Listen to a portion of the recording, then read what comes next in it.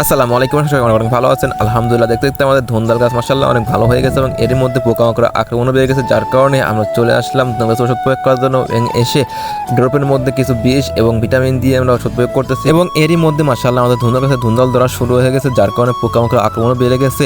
পোকামাকড় আক্রমণ হওয়ার কারণ হচ্ছে আমাদের ধুন্দাল গাছের চারিপাশে শুধু ঘাসের জমি এবং পাটের জমি আছে, যার কারণে পোকামাকড় আক্রমণ বেশি হয়ে থাকে এবং এর জন্য একটু ঘন ঘন ওষুধ প্রয়োগ করতে হবে। মাশাআল্লাহ ধুন্দাল গাছ দেখতে অনেক সুন্দর হয়ে গেছে এবং এর মধ্যে আমাদের ওষুধ প্রয়োগ করার কাজ প্রায় কমপ্লিট হয়ে গেছে এবং ওষুধ প্রয়োগ করা শেষ করে আমরা আমাদের ধুন্দাল গাছটা ভালো করে পরিদর্শন করব, কারণ দেখি আর কোনো পোকামাকড় দেখা যাচ্ছে কিনা। এবং এর মধ্যে আমরা দেখলাম আমাদের ধুন্দাল গাছে অনেক পরিমাণ ধুন্দাল ধরা শুরু হয়ে গেছে। মাশাআল্লাহ একটু ভালো লাগতেছিল, কারণ আমরা অনেক কষ্ট করে এই ধুন্দাল গাছ চাষ করেছি এবং এই ধুন্দাল গাছ দেখে আমাদের মনের মধ্যে একটা আনন্দ উৎসাহ হচ্ছিল এবং আজকের পরিবেশটা খুব সুন্দর।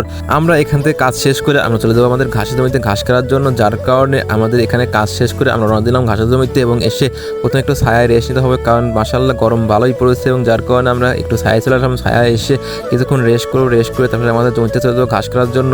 কিছুক্ষণ ছায়া রেস্ট করে রওনা দিলাম ঘাসের জমিতে ঘাস কাটার জন্য, কারণ আমাদের ঘাস নিয়ে বাড়ি দিতে হবে।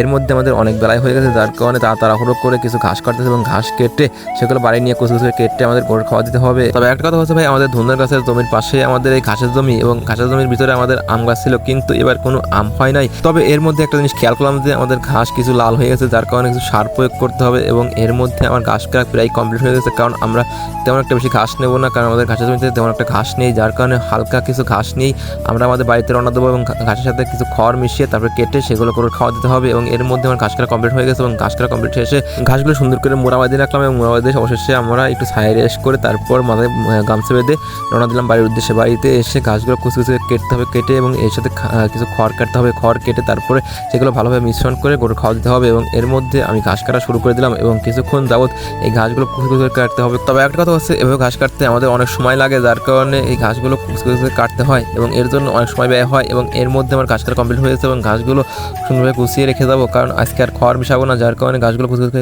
সুন্দরভাবে গুছিয়ে রেখে হাত মুখ দিয়ে কাজটা শেষ করে একটু রেস্ট নেবো। সবাই ভালো থাকবেন, আমাদের জন্য দোয়া করবেন। আসসালামু আলাইকুম।